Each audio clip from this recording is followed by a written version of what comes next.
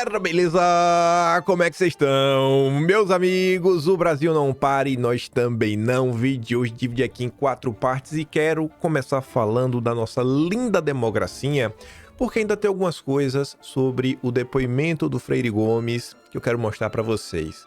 Algumas narrativas que saíram na imprensa ontem, a Globo tentando aí, puxar a sardinha para determinado lado. Quero também falar sobre a pauta da anistia. Isso é uma matéria que eu acho que ela é bem simbólica para mostrar o que acontece realmente nesse país. E quem é radical, quem gosta de dialogar, para a gente ver as diferenças. Aí tem uma nota que vai se conectar no próximo tema, que eu quero falar de eleição hoje, falar de 26, inclusive dos planos do PT, para mostrar os verdadeiros problemas desse país que o povo gosta de varrer para debaixo do tapete. Quero falar sobre o crime organizado e um diálogo muito cabuloso revelado pela imprensa. Aí depois sim falaremos do senhor Dilma, muita coisa sobre ele também, confusões dentro do PT, as estratégias em prol aí de 2026, abrir mão de espaços para garantir que o bolsonarismo não tenha maioria de jeito nenhum. Aí algumas críticas que o Lula vem recebendo por parte da esquerda, algumas confusões envolvendo a Janja, enfim, tem muita coisa para depois falarmos do INSS. Como é que eu posso falar? Mais um capítulo desta confusão que começa a chegar cada vez mais perto dos bancos, das financeiras. Ontem aí saiu mais algumas coisas em relação a este lindo assunto que até o momento as vítimas, que são os aposentados, não viram seu dinheiro retornando. E no final, se der tempo, tem mais uma coisa ligada aí do Brasil do Lula, mas duvido que vai dar tempo de comentar sobre isso hoje. Vejam só. Falei que era bem rápido, nem vou dar play, porque vocês não precisam, perder o tempo de vocês ouvindo a Daniela Lima, porque o resumo ali já é o suficiente. Segundo Daniela Lima, o ex-comandante do Exército, General Freire Gomes, saiu menor do que entrou na sala de audiências. Por que, Daniela? Porque ele não falou o que vocês queriam ouvir, né? A avaliação é de ministro do Supremo. E sabe o que é curioso? É que essa matéria, na verdade não é uma matéria. A Daniela Lima profere, esta linda narrativa às 10h15 da manhã de ontem, enquanto a Folha de São Paulo fecha o dia às 11 horas da noite falando que Gonê é criticado no Supremo e festejado por defesa após bronca de ministro a ex-chefe do Exército. Ministros do Supremo criticaram nos bastidores o desempenho do Gonê durante o depoimento do Marco Antônio Freire Gomes, que chegou a levar uma bronca e ser questionado de forma incisiva pelo ministro. Embora não seja unânime na corte, a avaliação de uma parte dos magistrados foi de que Gonê não conseguiu se contrapor à versão considerada mais amena do golpismo, apresentada por Freire Gomes na segunda-feira 19 ao Supremo. 2 ministros relataram à Folha a existência desse incômodo dentro do tribunal. Um exemplo foi quando o ex-chefe do Exército disse que não viu com espanto quando o ex-presidente Jair Bolsonaro apresentou aos comandantes militares a primeira minuta do decreto golpista. Freire Gomes disse que Bolsonaro apresentou o documento como um estudo embasado na Constituição e que o ex-presidente informou que voltaria ao assunto após consultar outros auxiliares. Então você junta a insatisfação com Freire Gomes, a insatisfação com Gonê, o Freire Gomes falando, o Bolsonaro tá ali, tentando se embasar na Constituição, o que é que tá acontecendo aqui, acolá, e aí o clima, na Globo, no judiciário, não tá dos melhores. E eu acho que você consegue juntar Lé com Cré e entender o porquê. Será que o Freire Gomes realmente saiu menor do que quando ele entrou? E o Gonê? Por que o Gonê está sendo criticado? Essa é a democracia brasileira, Esta é a linda democracia brasileira. É para falar mais sobre isso, porque eu não sou antidemocrata, eu deixo o Ruizão falar. O Ruizão é antidemocrata. Veja só isso daqui. A que ponto nós estamos chegando? Perfeito. Eu te pergunto, um julgamento que não está sendo transmitido ao vivo, um julgamento de interesse público, que você não pode gravar, não pode filmar, não podia nem entrar com o celular. E agora os advogados estão relatando, inclusive, que eles estão sendo cerceados, as testemunhas são intimidadas com colocações de que o senhor, vou te dar uma chance para o senhor falar a verdade. Sei lá o que vai acontecer, né? O que está acontecendo nesse processo? E por que alguém apoiaria isso? O que vai aparecendo é que é um processo montado, né? Bolsonaro teria escrito uma minuta, teria discutido de realizar uma operação de GLO. Não aconteceu nada disso. Ele, na verdade, está sendo acusado por uma coisa que não aconteceu, não foi feita. Aí o processo é todo irregular. Você não pode gravar, ninguém sabe o que está acontecendo lá. Aí você é obrigado a ler pela Folha de São Paulo. A Folha de São Paulo, ela fala no começo da matéria que o Gomes Freire deu uma versão mais branda. Mas você vai ler na matéria, você fica na dúvida. Se ele deu uma versão mais branda, se ele acusou o Bolsonaro de golpe. Porque a matéria é tão... procura tanto induzir, né? Inclusive, só sobre isso. Matéria... Pelo que me lembro, ele apenas comentou o estudo aí entre Chaves para o golpe. Mas não falou isso. Isso é a opinião da Folha, né? Na matéria do Globo, diz que ministros do Supremo avaliam que relato de Freire Gomes confirma o envolvimento de Bolsonaro em trama golpista. Eles colocam uma outra posição aí. É para isso que não pode gravar nada. Para você saber o que aconteceu, você vai ter que ver o que os bolsonaristas vão falar, porque a esquerda, logicamente, não vai falar a verdade, né? E o STF, ele tem adotado uma série de resoluções violando direitos dos trabalhadores. Tudo isso daí fica encoberto pelo negócio do Bolsonaro, né? E sendo que o negócio do Bolsonaro, vamos falar a verdade, não tem outro objetivo do que manipular as eleições de 2026. Se você quiser saber da verdade, você vai ter que esperar os bolsonaristas falarem. O Rui, ele destaca uma coisa importante. Na imprensa, existe o costume, isso em qualquer matéria, de colocar entre parênteses alguma informação que complemente. Por exemplo, se uma pessoa está dando entrevista, vamos supor, né? E aí na entrevista, na pergunta anterior, ele cita assim, João. O cara citou João. E depois na pergunta seguinte, aí o cara faz uma pergunta que não é relacionada a João, aí o cara começa a falar, e ele lá, né, tá envolvido nisso? Aí o jornalista normalmente coloca ele, entre parênteses, o João, para conectar com o tema anterior e o leitor saber do que está falando. Porque às vezes também a entrevista oral, né, ou às vezes um podcast, às vezes a transcrição, você não consegue compreender muito bem. Então, o uso do parêntese normalmente se dá para você trazer uma informação de contextualização. E aí o Rui, ele destaca uma coisa importante, ele fala, cara, ó, falando da Folha, né? A Folha, sei que lá, o estudo. Aí a Folha coloca, por golpe. Não, mas peraí, o pro golpe é a opinião da Folha. Isso aqui é opinião pra Folha. A Globo vai além. Não, confirmou que Bolsonaro tramou um golpe. E no final ele diz, né, cara, o que tá acontecendo aí é... Quando ele fala de manipulação de eleição, ele tá falando o quê? Ele fala, cara, você tá, assim, que seria desvirtuando. Você tá impedindo que a população realmente possa escolher quem eles queiram. A partir do momento que você retira o candidato que o povo quer escolher, que é um candidato Bolsonaro. Basicamente isso. Você tentar gerar algum tipo de desgaste para ele.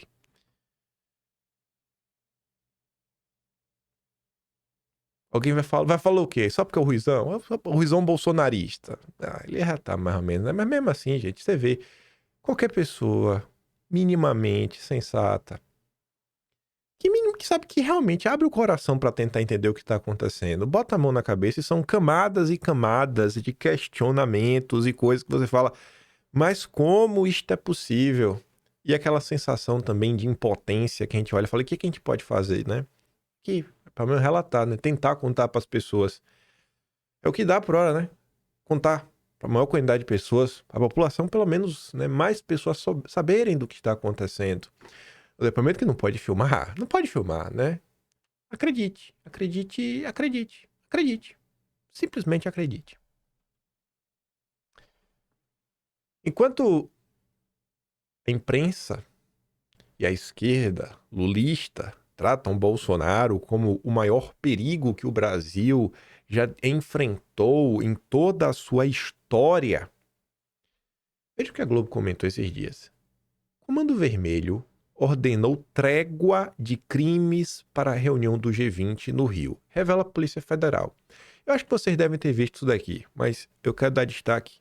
Quero, na verdade, trazer uma reflexão. Aspas. Boa tarde a todos meus irmãos. Hoje, um representante das autoridades no Rio procurou o irmão que é sintonia e pediu para nós segurarmos 7 dias sem guerras e roubo devido ao G20. São representantes de 20 países diferentes. Para evitar isolamentos de irmãos que venham a ter ligação com determinada área, todos estamos de acordo em segurar esses 7 dias, até porque se veio no diálogo. Eles demonstraram um respeito por nós, escreveu Naldinho no salve, enviado no dia 22 de fevereiro e obtido com exclusividade pelo Globo. Naquele mesmo dia, ministros das Relações Exteriores de todos os países do G20 se encontraram na Marina da Glória para as primeiras reuniões ministeriais do grupo sob a presidência do Brasil. Em fevereiro de 2024, Naldinho determinou, em nome do Conselho da Facção, que seus membros segurassem guerras e roubos, por causa de uma reunião entre ministros das Relações Exteriores. Ali está o print do WhatsApp, que a polícia aí obteve através de grampos. Antes de enviar o salve sobre o G20, Naldinho ainda pediu ajuda a outro chefão para redigir o texto. O criminoso enviou a versão mais enxuta do comunicado a Edgar Alves Andrade, o DOCA, e comanda o Complexo da Penha, e é um dos criminosos mais procurados do Rio. Complexo da Penha. Quem foi que foi na Penha fazer campanha política? Quem foi na Penha, gente, fazer campanha política? Vocês lembram disso? Algum vereador? Foi vereador ou foi um cargo maior? Tô na dúvida, né? Tô na dúvida quem foi lá na Penha. Irmão, vê se está no padrão para frear um pouco ou se tão pesado, ou se tão, pesadas as palavras, perguntou. A primeira versão do texto terminava com ameaça. O irmão que vier se colocar acima da facção poderá ser punido conforme rege nosso estatuto. Os comentários de Doca foram apagados da conversa, mas convenceram Naldinho a mudar o texto. 2 semanas depois do primeiro salve, em 6 de março, o novo comunicado reforçou a ordem. Irmãos das comunidades CV, venham se atentar em suas responsabilidades, pois os roubos de carro e motos ainda continuam proibidos pela facção. Não vamos aturar mais desculpas.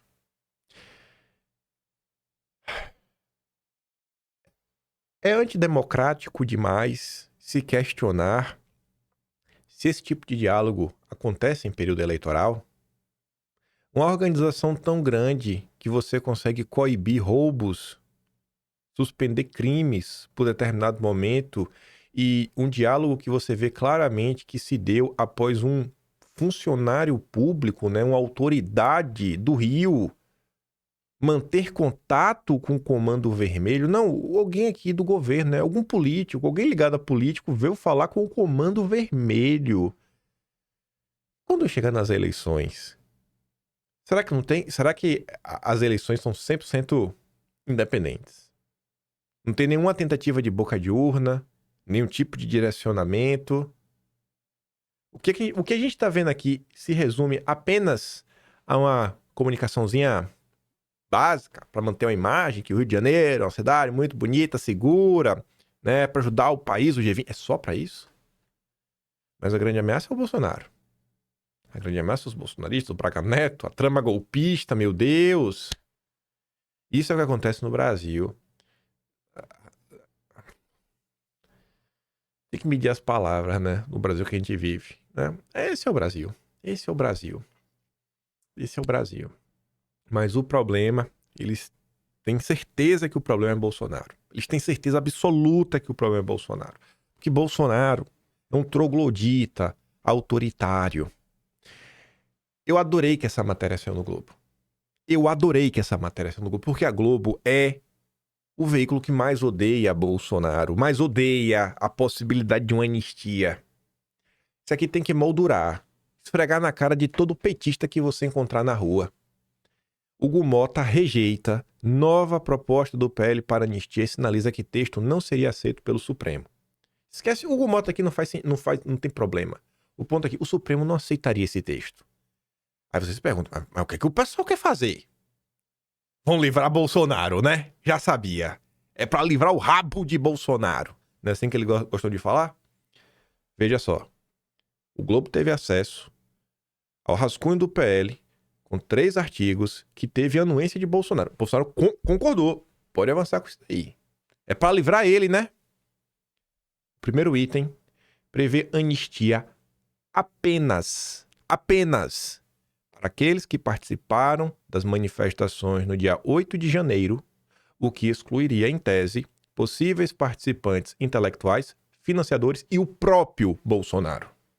A Globo está falando, o projeto que o Supremo não quer, não livra Bolsonaro. Mesmo sem livrar Bolsonaro, o Supremo não aceita. Mas deve ter uma coisa muito absurda, então, nos outros itens. O segundo e o terceiro artigos estabelecem que aqueles que praticaram depredação de patrimônio público ainda teriam que corresponder aos crimes correspondentes. Não vai sair impune, não. Tu depredou, tu vai ter que responder. Agora, desde que exista comprovação de participação por imagens, como vídeos ou fotos. É realmente provável que o cara quebrou alguma coisa? Não, não pode. Não pode. O Supremo não aceita. Não aceita. Só anistia mesmo pra quem participou da manifestação sem quebrar nada. Não aceitamos. Não aceitamos. Ninguém quer pacificar o país. Aí tem que aturar o Temer. O Temer falando, não, fulaninho ali quer pacificar o país. Quer pacificar o quê, Temer? Pacificar o quê, campeão? Mesmo com a concordância dos partidos de centro e que a proposta sobre o tema precisa avançar, Sóstenes afirmou que não pretende elaborar outro rascunho, apenas para agradar ministros da corte. Querem um rascunho que agrade o Supremo. Cara, isso a gente não vai fazer. Não tá livrando o Bolsonaro, não tá livrando ninguém, da intelectual, nada. Só o povão. Só o povão. Só o povão. Não pode. Não pode. Matéria da Globo. Se tá errado, é a Globo que me induziu ao erro. A Globo deixa claro. E o próprio Bolsonaro excluiria. Bolsonaro não faz parte da anistia. Quem é o problema desse país? É Bolsonaro. É Bolsonaro. Se ele quer anistia, ele tá errado. Se ele quer anistiar, mas não para ele tá errado também. Ele tá errado em tudo. Tá sempre errado. Aqui tá certo. Disputa bilionária mobiliza parentes de ministro do Supremo nas defesas. Uma disputa bilionária em diferentes tribunais entre gestores financeiros e Walter Faria, dono do Grupo Petrópolis das Cervejas, Itaipava e Petra, mobilizou nos últimos anos pelo menos 10 familiares de membros da cúpula do judiciário brasileiro que atuam como advogados nas causas. Enfim, né? A manchete, nem vou mais falar nada. Nem vamos falar nada, né? Bom, a gente falamos dos problemas do Brasil. Vamos falar agora das soluções, né? Lula e o PT, que vão nos salvar. Lula revela se será candidato à reeleição. Segundo o Paulo Capelli aí, a turma do Centrão estava aí pensando na possibilidade do Lula desistir em 2026, né? Tá ali, ó, parlamentares de centro e de direita acreditam que Lula pode abrir mão de concorrer ao Planalto por conta de um cenário difícil no aspecto eleitoral e pela idade. Lula, contudo, revelou sua real intenção a ministros e pessoas de seu círculo próximo e garantiu que ele vai participar, não vai ficar de fora de 26. Aí Lula e os seus amigos, que vão salvar o Brasil, dessa vez vai. Ainda tem mais 4 anos de herança maldita, né? Na verdade, tem mais 15 anos. Daqui a 15 anos, os problemas do Brasil ainda serão a herança maldita de Bolsonaro. Bolsonaro destruiu esse país sem volta. A gente vai estar em 2150 discutindo o que Bolsonaro fez. Porque destruiu o país. Definição de candidatos do PT em 2026 só deve ganhar tração após eleição do partido.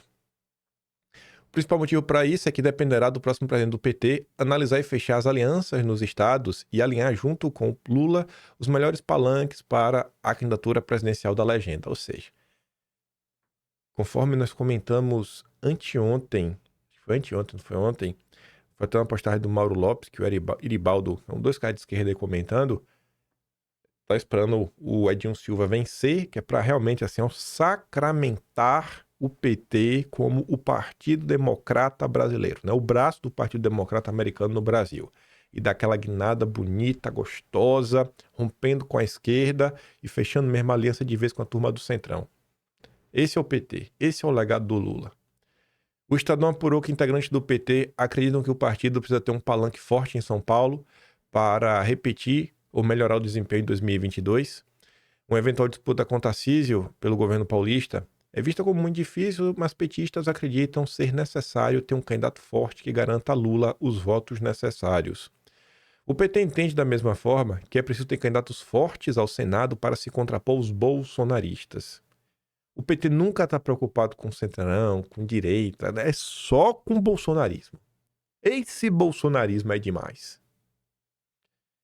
Haddad, novamente, surge como um nome muito citado entre pessoas influentes do partido para a disputa pelo Senado. Outro interlocutor do PT confirmou que, com exceção de Lula, como candidato à reeleição, as demais discussões ainda estão em aberto no partido. Com a definição do novo comando nacional do PT e seus diretórios, ficará mais clara a correlação de forças interna, né? Se o PT vai ter força o suficiente para dar essa guinada final rumo aí a se tornar o Partido Democrata, o puxadinho do Partido Democrata no Brasil. Aí, sobre essa questão do Senado, já tinha saído, tinha uns dias para comentar, mas não estava dando tempo para falar sobre isso em vídeo. Lula deve priorizar alianças para travar bolsonarismo no Senado. E isso é um tema que a gente deve estar comentando desde o ano passado. O problema é o bolsonarismo. E eu acho que aquela lógica básica, se a Globo está de um lado, eu estou do outro, ela sempre funciona. E se você também consegue aplicar para o Lula. Se o Lula está de um lado, cara, eu vou estar do outro. O Lula está colocando que o problema do Brasil é o bolsonarismo. Então, para mim, o bolsonarismo é a solução. Lula deve priorizar alianças com partidos de centro e centro-direita nas eleições de 26 e trabalhar para travar um possível avanço do bolsonarismo no Senado. A definição das candidaturas nos estados passará pela estratégia da eleição nacional. O objetivo é barrar a eleição de nomes próximos de Bolsonaro e evitar uma maioria da oposição no Senado em um eventual quarto mandato de Lula. A formação de uma maioria na Casa Legislativa é vista como crucial para fortalecer a posição de Bolsonaro no embate com o Supremo.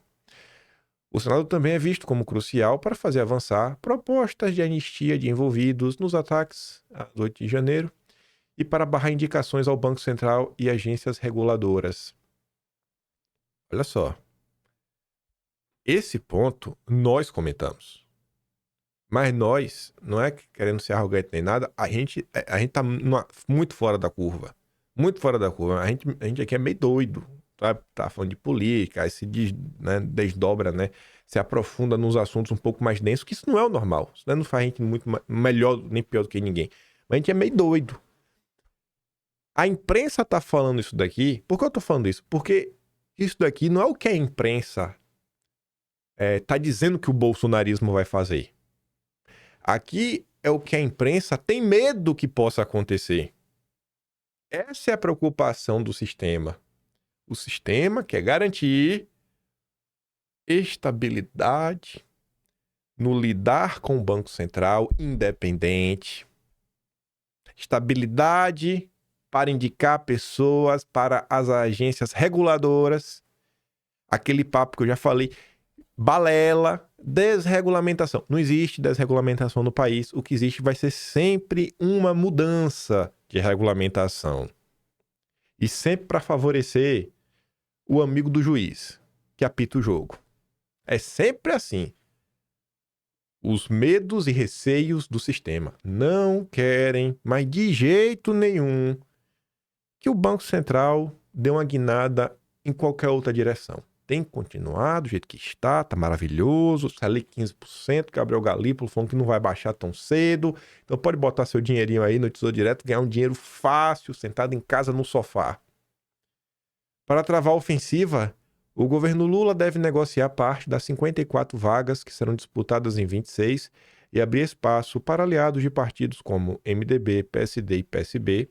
A tendência é que o PT tenha candidatos próprios apenas nos estados onde tiver nomes competitivos. Aspas. Estamos em uma fase de diagnóstico para começar as conversas internas e com partidos aliados. A nossa expectativa é construir uma bancada lulista e impedir que a extrema-direita possa fazer maioria, o que seria um problema. Aí você tem que aturar setores, né, antipetistas, falando que Bolsonaro é um atraso para o país. Essa galera não sequer faz frente ao PT, sequer incomoda o PT. Só quem incomoda o PT é o miserável do Bolsonaro. Para dar um exemplo, né? Para não ficar da boca para fora. Eu nem lembrava. Ainda bem, né? Minha memória... Eu tô meio cansado hoje. Nossa, participei do podcast mais cedo, acordei cedo, dormi. Saura acordou 2 vezes ontem de noite. Ai, ser humano, né? Aí... Não, faz mais 3 horas de podcast, eu acho que não foi? Um negócio desse. Ainda umas coisas pra fazer em casa, umas planilhas pra preencher. Aí minha mente tá meio devagar. Eu tô meio devagar. As palavras tá embolando. Eu nem lembrava, né? Mas pra mostrar. Ó, André Guedes, o cartunista lá da turminha do MBL. Se a próxima eleição for um poste do Bolsonaro versus Lula no segundo turno, vou anular. E aí o poste do capetão ganhará e vou ter que aturar 4 anos de petista dizendo faz arminha, você é o responsável por isto, cravou 22 com força. O cara já tá defendendo o voto nulo. Já tá defendendo o voto nulo. O país só fez piorar.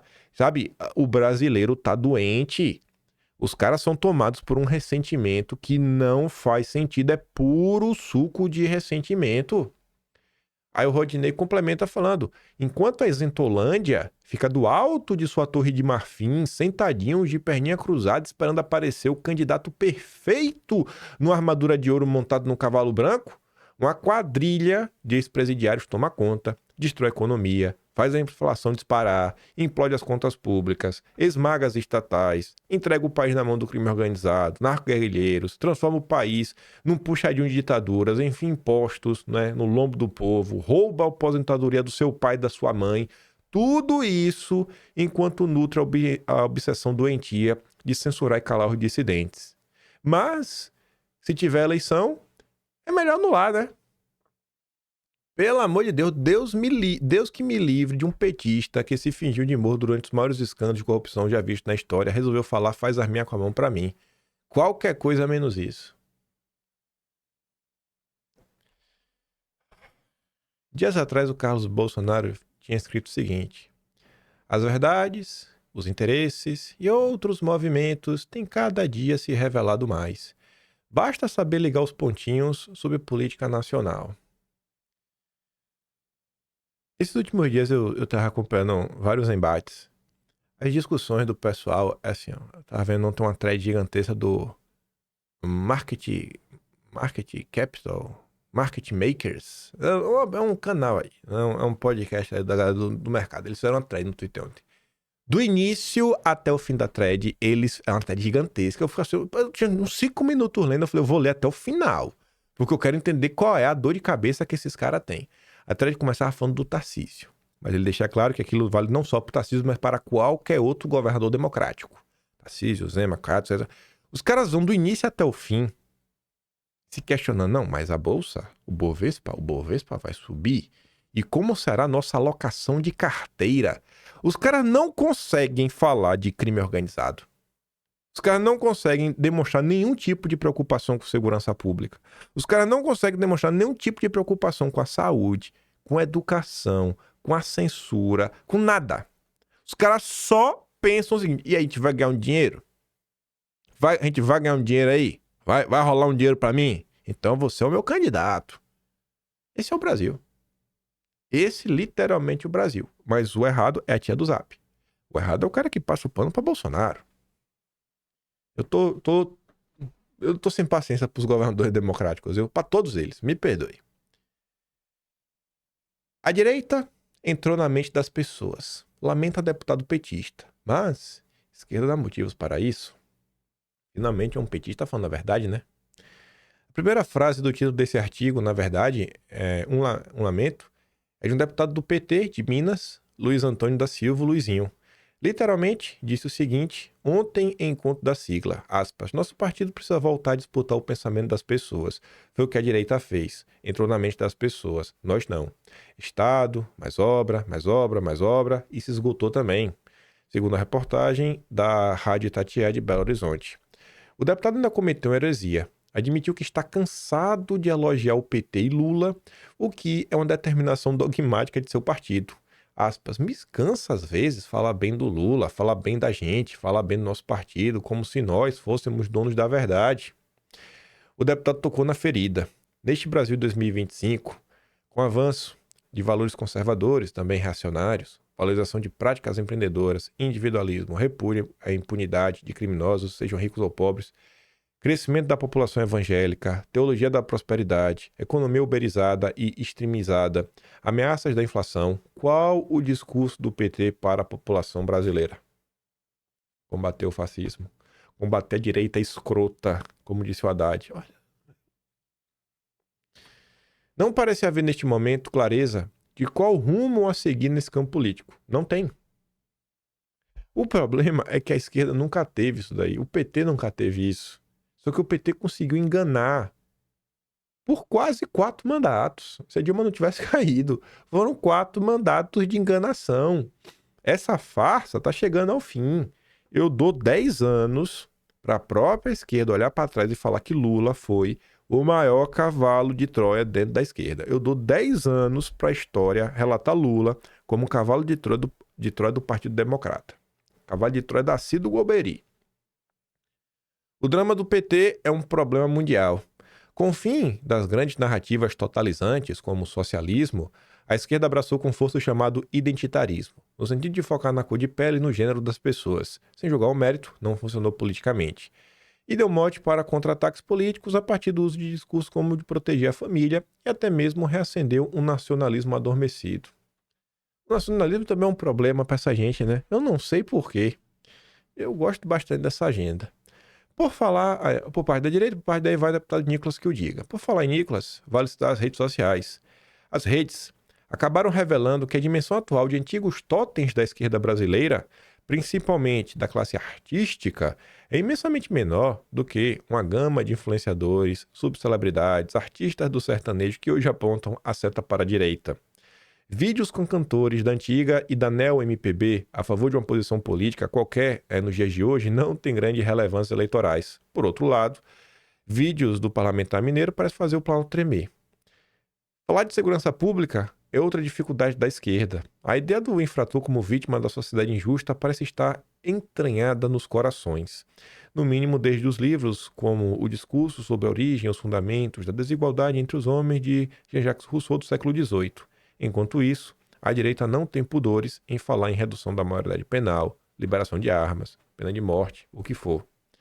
Corrupção é outro tabu, não só pela questão do INSS, na qual tomou a surra nas redes, na disputa de versões, mas, novamente, sem entrar no mérito, o desmantelamento da Lava Jato tem como consequência política a impressão, bastante comum do cidadão médio, de que há uma parceria da elite do judiciário com o PT para poupar os figurões da legenda, antes estavam em apuros, tipo Lula que foi descondenado. Sobre questões como aborto, drogas no Brasil, ao contrário de outras democracias liberais do mundo, os postulantes a cargos majoritários de esquerda costumam dar declarações envergonhadas favoráveis à proibição. Restaria falar de democracia. Afinal, há indícios bastante veementes de que o maior líder da direita de todos os tempos, Bolsonaro, tentou dar um golpe e seguirá para a cadeia. Mas o que faz Lula com essa janela de oportunidade? Sucumbe ao vício de adular ditadores e vai se encontrar e afagar o Putin em Moscou numa espécie de conferência dos autoritários do mundo. Deixou empatar um jogo em que poderia vencer de goleada. É desses deslizes da esquerda que a direita aproveita. Assim, o cenário é caótico para a esquerda. A bola está sendo gol. É só chutar. Chuta e marca esse gol. O clima pro lado de lá não tá... A gente comenta isso sempre, né? Tá longe de tá bom.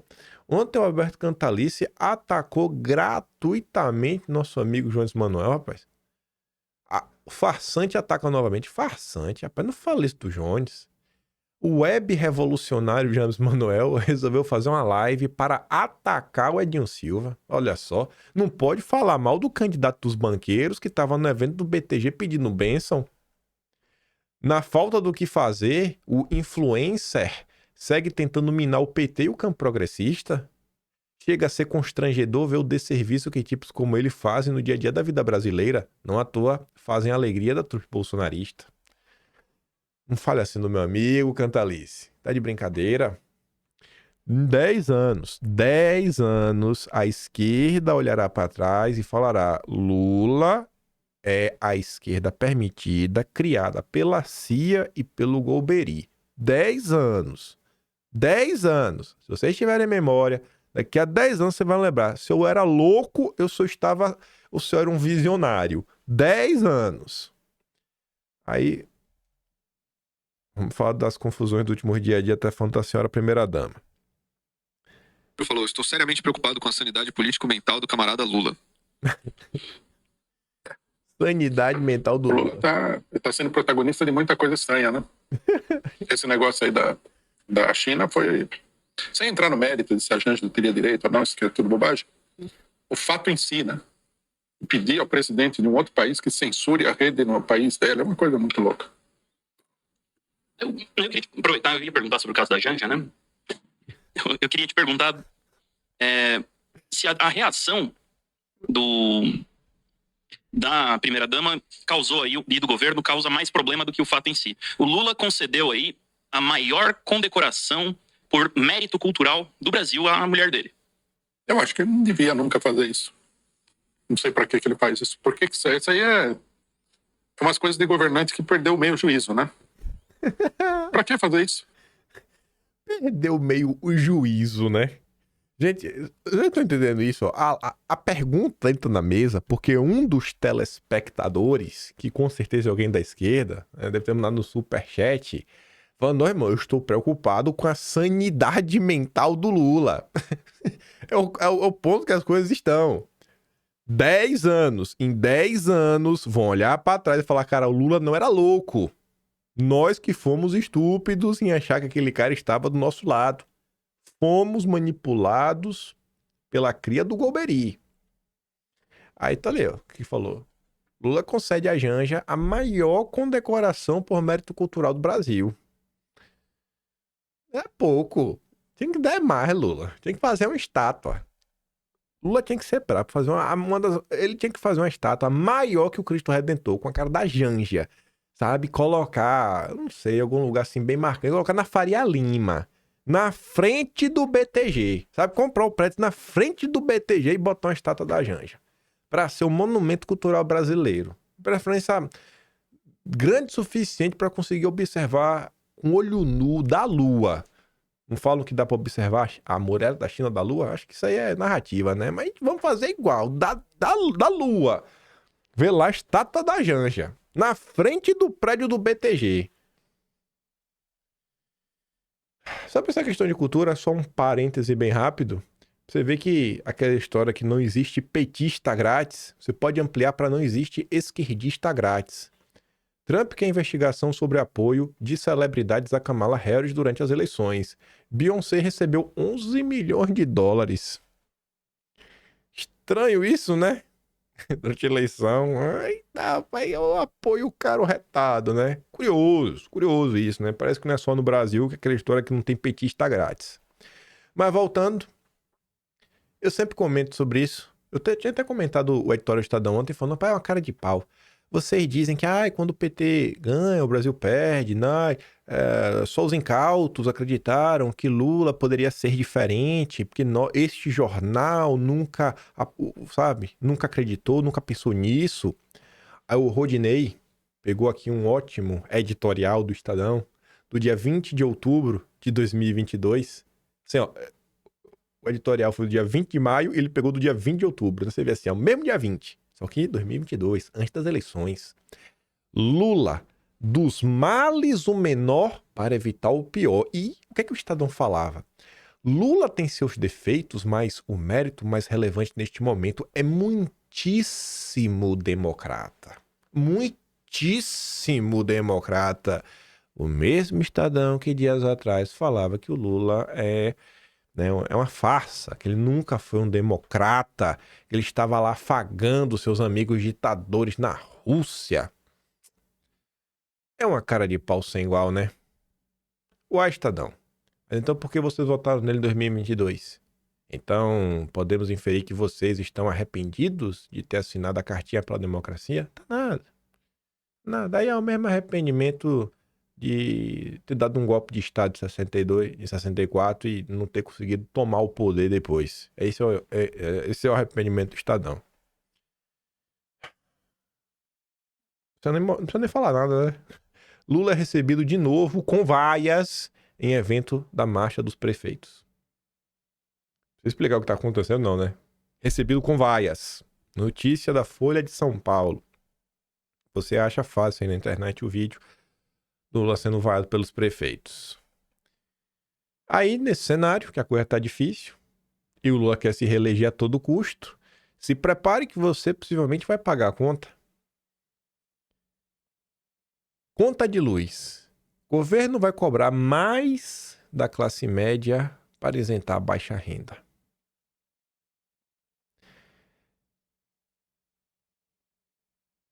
Qualquer medida. Deixa eu ler a matéria primeiro.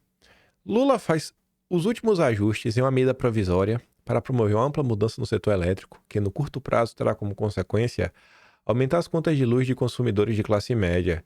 O projeto prevê ampliação da tarifa social para isentar da conta de luz família de baixa renda que consomem até 80 kWh de energia por mês. Outras que consomem até 120 e têm renda per capita entre meio e um salário mínimo teriam desconto. Ao todo, segundo o governo, 60 milhões de pessoas poderão ser beneficiadas. Qualquer medida nesse país, eu te desafio a achar uma medida, qualquer medida nesse país, que vá para cima de quem ganha acima de 50 mil reais ou quem ganha muito dinheiro. Chovem matérias para explicar que se for cobrar mais de milionário, eles vão embora do país, que isso não funciona, que não acontece nada, que isso vai ter até um efeito rebote, vai acontecer o oposto. Quando sai a matéria falando que vai lascar na classe média, não tem um pio. Sabe por quê? Porque a classe média não tem lobby. Porque a classe média ainda é povo. A classe média ainda é povo. E povo não tem lobby. Agora experimente mexer que seja no pior quarto do andar de cima. Mexa na despensa do andar de cima. Aí você vê a gritaria. Sempre quem paga a conta é o povo. Sempre quem paga a conta é o povo. Vai lascar na classe média para ver se consegue aí pegar esse bolsão de pessoas, né? As camadas mais populares, que também é a base do PT, para garantir o voto em 2026.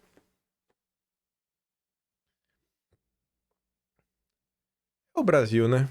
Vocês estão surpresos? Creio que não, né? Você fala, meu Deus, mais uma coisa para eu pagar. É, mais uma coisa para você pagar. O Lula não para. O Lula não para. Ele está trabalhando para destruir o país. Aí, enquanto você paga, o presidente do TCU gera mal-estar entre colegas ao viajar de FAB. Por quê? Sem direito a voos da FAB, como outras autoridades, o presidente do TCU pediu ao governo Lula um aviãozinho da FAB para uma viagem oficial. E aí o Múcio autorizou, que já foi integrante do TCU no passado. E aí Vital do Rego viajou de Belém a Brasília na tarde de quinta-feira com o pé de 2 assessores.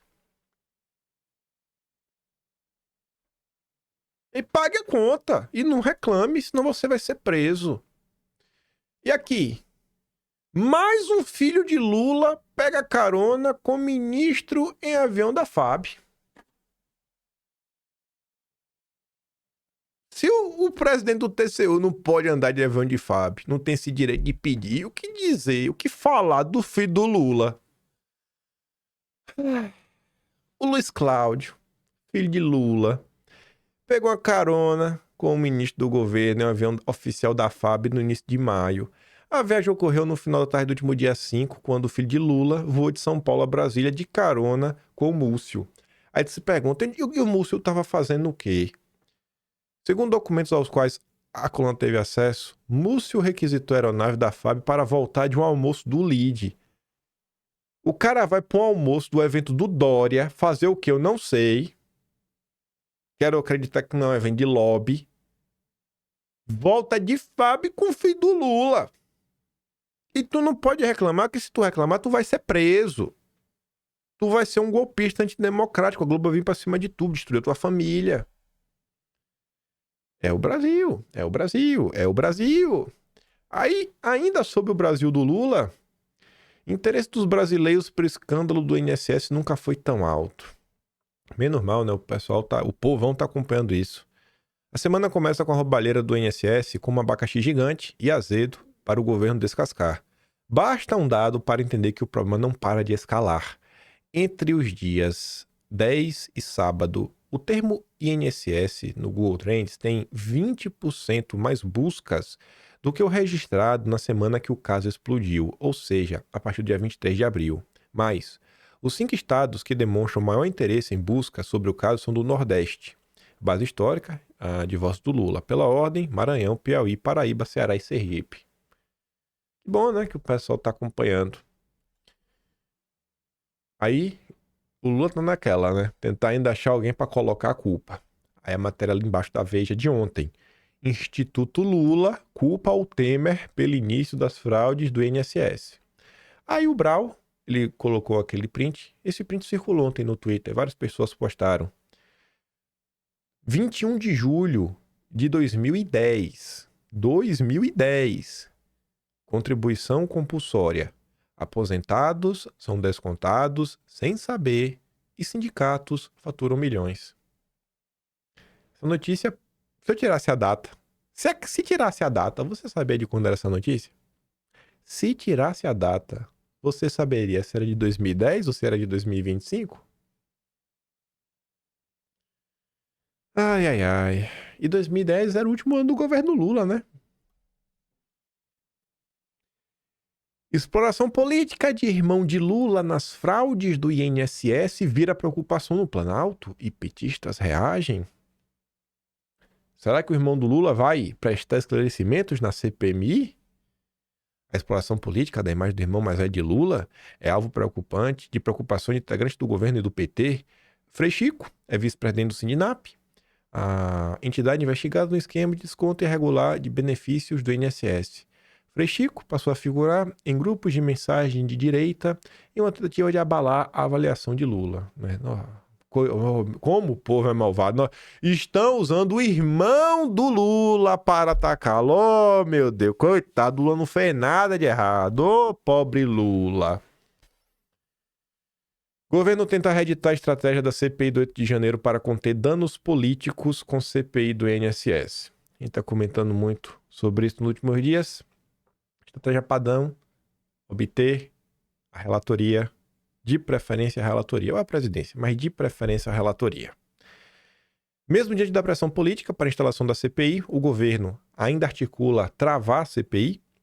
O objetivo, no mínimo, é ganhar tempo e reorganizar sua base aliada antes do início dos trabalhos. A criação da CPI depende da realização de uma sessão conjunta do Congresso, que, sem a sessão no curto prazo, a criação do colegiado ficaria apenas para o segundo semestre a partir de agosto. Deixa eu ver se a matéria tem... tem ali. A estratégia remete no início de 2023, quando o Palácio do Planalto buscou conter o impacto político da CPI dos atos golpistas de 8 de janeiro, postergando sua instalação e costurando acordos que garantissem a influência sobre os rumos da comissão. Embora parlamentares da base reconheçam que a criação da CPI neste momento é inevitável, a avaliação interna do governo é de que postergar a leitura do pedido pode abrir uma janela para negociações mais favoráveis sobre os cargos de comando, especialmente a presidência e a relatoria. Esses 2 postos são considerados estratégicos para ditar o ritmo da apuração e blindar o governo de novos desgastes. Desde o início do ano não houve nenhuma sessão conjunta do Congresso. Há uma expectativa, contudo, pela deliberação de vetos presidenciais no dia 27 de maio, quando o pedido da CPI poderia ser lido. O compromisso ainda não está marcado na agenda do Legislativo. O mês está para acabar em 10 dias. Em 10 dias. 10 dias acaba o mês. Não foi votado nada de importante. Nada de importante. Eu não sei nem o que é que o governo apresentou de importante. O Legislativo não trabalha. E até uma sessão para... Tem que ter sessão, né? Para derrubar qualquer tipo de veto do Lula. Não tem. Simplesmente não tem. Não tem. Não tem. Deve ser por isso que o Lula joga parado, porque ninguém trabalha nesse país. Agora convide. Convide com tudo pago.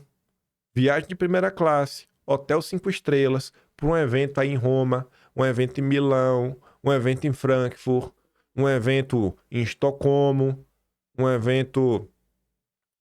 Não é a capital da Suíça, rapaz? O Paulo Freire, não. Paulo Coelho mora? Enfim, nem lembro mais, né? Me faltou a memória.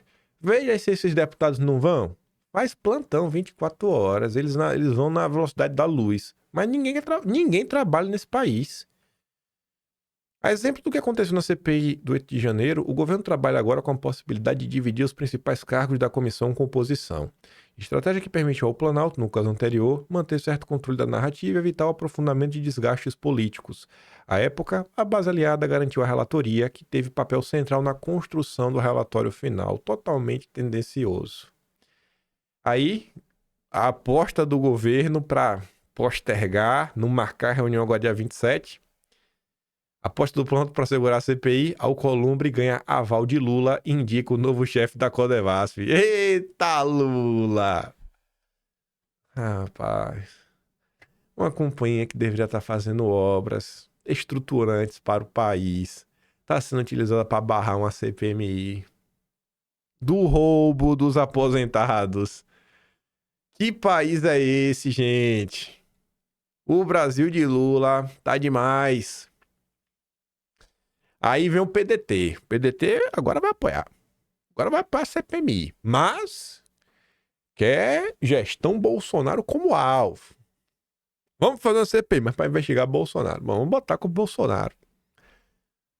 Sabe quando é que começou esse golpe? Quando Bolsonaro estava perseguindo a baleia. Quando Bolsonaro estava andando de jet ski com a baleia, ele teve essa ideia e começou a roubar. Se você for atrás do dinheiro, você vai ver que é Bolsonaro que tá manipulando todo mundo. Foi Bolsonaro e os Kids Preto, né, junto com o Cid, que articularam um plano para influenciar o Sidnap a contratar o irmão do Lula e colocar o irmão do Lula como vice-presidente. Vá atrás para ver se não foi um plano. E dessa vez o táxi chegou na hora certa. E eles conseguiram arquitetar tudo de propósito pro irmão do Lula ser contratado. A culpa é de Bolsonaro. E a maior parte do brasileiro sequer compreende o que está acontecendo no país neste momento. A bancada do PDT decidiu apoiar a CPI, desde que também investigue irregularidades durante a presença de Bolsonaro. Lupe, que era o ministro da Previdência, deixou o governo, dia 2. A demissão dele resultou na saída do PDT da base da administração federal na Câmara. No Senado, porém, os parlamentares indicaram que seguem alinhados com o Planalto. Essa divergência entre os 17 deputados e os 3 senadores ficou exposta de forma ainda mais clara no encontro desta terça, né? Divergência se vai ou não vai fazer parte da base do Lula. Os mais governistas reclamam da interferência de Ciro Gomes nessa decisão. Lembram da rivalidade que ele construiu com o PT nas últimas 2 eleições presidenciais. Alguns deles repetem o argumento de que Ciro é uma pessoa desagregadora. Em 2024, pedetistas já sugeriram à presença do partido a expulsão de Ciro da sigla. Não canso de falar também, né? Lula não quer perder o apoio do PDT, não porque é uma bancada importante, mas porque o Lula quer garantir que o Ciro Gomes não será candidato à presidência em 2026. O Lula não pode chegar na eleição como a de 2026, nenhum crítico a mais. Ainda mais pela esquerda, não dá mais. Aí nossa CPI, a gente já comentou muito também sobre isso, mais matérias da imprensa, CNN, comandada pelo grande João Camargo, fundador do Grupo Esfera, que segue sendo cuidado agora pela sua genial filha, casada com o grande ministro do TCU, Bruno Dantas. Tabata Amaral é cotada para relatar CPMI do INSS. É cotada. Cotada por quem? Por quem? Quem que é a Tabata? Os caras fazem propaganda. Os caras empurram. Não, velho. Jornalista é olha, ô profissão, viu? É difícil tu encontrar alguém que tu olha e fala, não, respeita esse jornalista tem algum pingo de respeito. Eu nem trouxe o texto da nota porque é só ladainha repetitiva e falando, Tabata seria bem vista porque ela não é tida como uma petista ferrenha e tudo mais. Governo acende sinal amarelo após denúncias contra a Crefisa por pagamentos do INSS. Será que é só o governo que acende o alerta? O escândalo começa a chegar no setor financeiro. Um escândalo dessa magnitude não tem como existir sem alguma, sei lá, alguma ponta aí a ser investigada pela polícia que envolve o setor financeiro, os bancos, as Mano, rapaz. Hoje eu tô cansado. Quem dentro do governo federal acompanha de perto as apurações da CGU sobre as fraudes a benefícios do INSS começa a vislumbrar um possível desdobramento do escândalo, para além dos descontos não autorizados por aposentados e pensionistas. A dor de cabeça agora pode ter origem na Crefisa, que em outubro do ano passado arrematou 25 de 26 lotes regionais do órgão para realizar pagamentos de novos benefícios do INSS entre 2025 e 2029. Na semana passada, a OAB de São Paulo ouviu um ofício a OAB foi para cima do INSS, né, que envolve a CGU, Banco Central do Galípolo, Febraban, onde é que o Gumota estava, com quem ele estava do lado ao falar que não ia ter CPI, só se o Alcolumbre pautasse uma CPMI, ele estava com quem? Com o presidente da Febraban e Dataprev, pedindo a fiscalização da instituição financeira a respeito de condições mínimas e abusivas que enfrentam os aposentados vulneráveis que dependem de seus proventos de aposentadoria para a manutenção de sua dignidade. A OAB de São Paulo relatou ter recebido denúncias de supostos abusos e irregularidades dos atendimentos aos beneficiários e apontou 14 condutos irregulares da empresa comandada por Leila Pereira. Primeiro, contratação de empréstimos sem clareza ou não solicitado. 2. Casos de contratos celebrados sem plena ciência ou concordância do segurado, falta de transparência e assédio comercial. 3. Péssimo atendimento presencial e por telefone, dificultando o exercício e a solução de problemas. 4. Obrigação de abertura de contas na Crefisa. 5. Imposição indevida como condição para recebimento dos valores. 6. Dificuldades para saque ou transferência. 7. Barreiras operacionais e burocráticas que dificultam acesso ao crédito. 8. Problemas com o uso do cartão magnético. 9. Restrição de uso à caixa 24 horas, limitando a autonomia do segurado, visto que não há agências caixa para saque. 10. Filas e falta de acomodação para idosos. 11. 11. Condições inadequadas de espera afrontando o Estatuto do Idoso. 12º, descontos indevidos nos benefícios. 13º, valores debitados sem comprovação de anuência. E 14º, falta de informações acessíveis e precisas e dificuldade dos idosos obterem orientações básicas. Bancos se comprometem a enfrentar fraudes no consignado em reunião com o governo. Os bancos tiveram a reunião com o governo. Os bancos tiveram a reunião com o governo. Agora vocês estão compromissados. Agora vai. Agora vai. Instituições também discutiram com o governo propostas para ampliar a proteção de dados dos beneficiários e atender às recomendações da CGU e do TCU. Aí o Renato comenta, né? Os bancos foram a Brasília enfrentar as fraudes no consignado. Mas não se discute o essencial. Quem vai ressarcir os aposentados lesados? Falam em biometria, camadas de segurança, banimento de correspondentes, mas evitam tocar no ponto-chave. O dinheiro só circulou porque passou por eles. Mais de 1.500 sanções internas já foram aplicadas, ou seja, aparentemente havia sinais de que algo não estava normal e mesmo assim deixaram correr. Aí agora, posam de parceiros do governo, tentando se blindar de uma CPI que parece inevitável. Não parece combate à fraude, parece gestão de danos. Esta CPMI, se não for para cima dos não vai fazer o papel dela. Eu quero ver. E se for para cima dos bancos, esse país vai parar. Esse país vai parar. Então vai ver começar a aparecer escândalo. Sabe? Porque assim, rapaz, desenterraram o inquérito, processo aí de deputado, senador, 20 anos parado, do nada. Do nada. Do nada. Experimenta ir pra cima do banco pra tu ver a máquina do judiciário começar a trabalhar. Esse é o Brasil. Esse é o Brasil. Os bancos seguem ditando aí os rumos da política nacional. Enfim. Ontem pra vocês, era hoje de manhã pra mim. Participei, eu tinha avisado na podcast dos Três Irmãos. Acho que eu esqueci de falar ontem aqui em canal, mas eu tinha avisado nos últimos dias.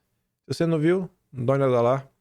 Tentei aquela passada de pano básico, né? Sem passar demais do ponto pra galera olhar e falar, ele passa panista, mas fala umas coisas até interessantes, né? Quem sabe aí escuta uma coisa dele, sabe, né? Se o cara abrir o coração, começar a nos ouvir, 2 dias ele tá convencido. 2 dias ele já tá assim, ó. Já tá assim, ó. E aí?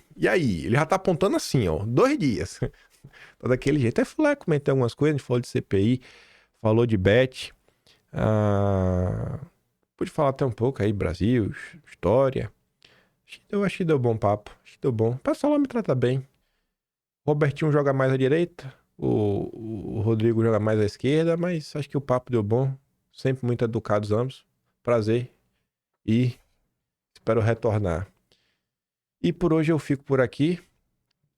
Como eu sempre digo no final, né? Como eu trabalho, quiser dar um pouco mais, passar mesmo do canal, tem um Tony Valeu, tem um Patreon na descrição e tem um Atlas Brasileiro, kimpai.com.br. Amanhã falamos de algumas outras coisas, juntar uns conteúdos a mais. E é isso. Sobreviver a mais um dia. Eita, que hoje eu tô cansado. Minha Nossa Senhora. Mas fica aquele grande beijo e abraço. Tamo juntos. Vejo vocês amanhã. Fui!